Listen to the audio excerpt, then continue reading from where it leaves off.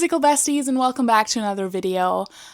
I am continuing my series of making my life more whimsical, and last time I asked you if I should make a little media list on whimsical media that I really enjoy. Honestly, I got 0 comments on that video, but I decided I'm still gonna make it. Duh, it's a good idea. So I have my journal right here, my journal, and I'm gonna just tell you about my favorite whimsical media. So the first thing I want to talk about today is whimsical books. I'm already gonna post this on Instagram as like a short form video, but I thought I would obviously put it in here as well.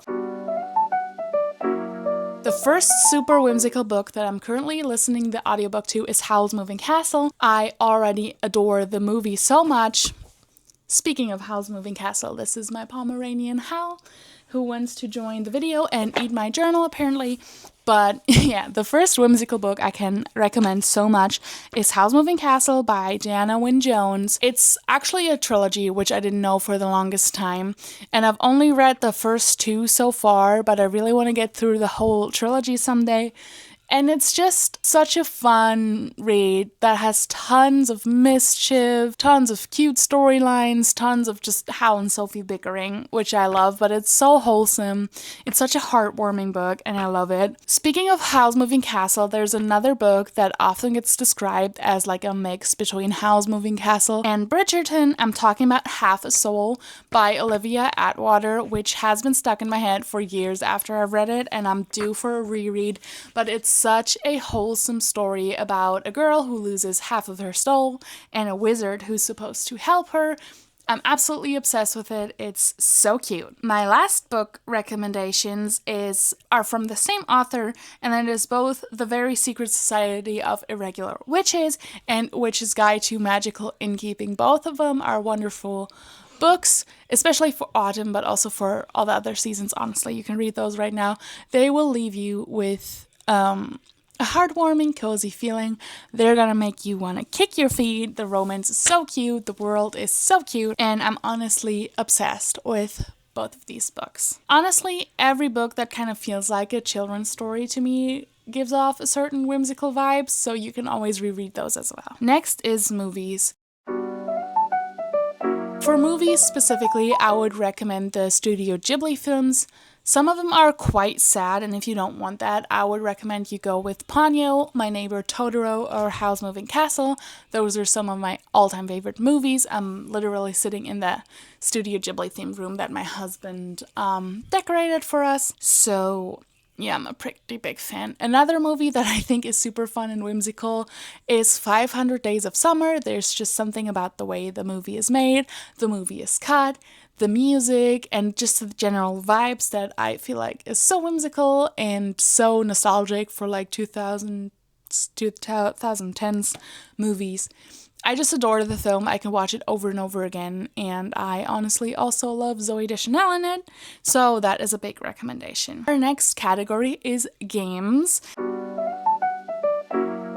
And I feel like every farming game deserves a space on here, whether it's Stardew Valley or another farming simulator. I used to grow up on Harvest Moon, and I'm currently playing Story of Seasons Grand Bazaar, and I've been having a ton of fun with it. I know it's not for everybody, but I really, really adore it. It's so relaxing to play those, and so much more rewarding, honestly, than just scrolling on your phone.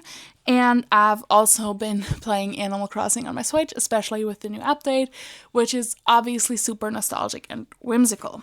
Speaking of nostalgia, I also highly recommend getting back on your childhood consoles if you have them.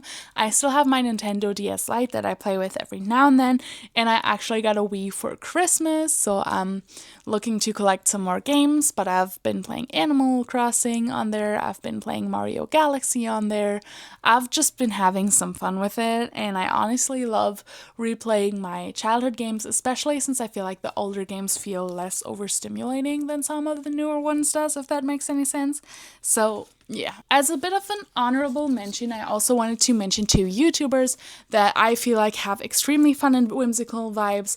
One thing is Darling Desi. She's big into books, but also does wonderful content around the season, around romanticizing her life, and her content's just absolutely beautiful. I love it. It always leaves me behind with a good feeling. And then other YouTuber is All the Feral Fawns, who lives on in like a little cottage. She's living the cottagecore dreams. Her vlogs are so calming and soothing and so cute and whimsical. So those are big time recommendations. Last but not least, let's talk about music. Here are some artists that I find extremely whimsical. First of all, Leif. If I'm pronouncing that right, that's how Alexa says it, okay? I'm sorry. Next is Hosier. I feel like Hosier is giving such a fairy tale vibe with the acoustics behind the songs, and I'm honestly obsessed. I've been at a Hosier concert last year, and it was actually one of my year highlights. Hope he's touring again this year. Florence and the Machine, also She and Him, which is the band by Zoe Deschanel, which I currently discovered recently, because I was just like shuffling through a playlist, and I was like, wait, is that Zoe Deschanel? And yeah, it was, and her music is awesome. And honestly, I would always recommend to look up some themed playlists on like YouTube or Spotify for like a specific mood you're in. I think that's so cute. I've been looking at a lot of whimsical work music, or like Ghibli inspired jazz is really nice. So yeah, we're already done with my 1 page of whimsical stuff guide. I'm hopefully gonna come out with a vlog next week because I'm going to a fantasy ball tomorrow, which is something I am super excited about. Okay, I am so thrilled to go there. And yeah, I hope I can vlog enough to fill up a whole video. I know this one's already rather short, but you know what, I'll just put it out there. You can make it first and then make it perfect later, or whatever they say, right? But yeah, that's it for this week's video. I hope you enjoyed it. Let me know if you read any of the books, watch any of the movies, etc., etc. And let me know if you have any recommendations that you would want me to check out or have any video ideas. All right, besties, stay magical. Bye-bye.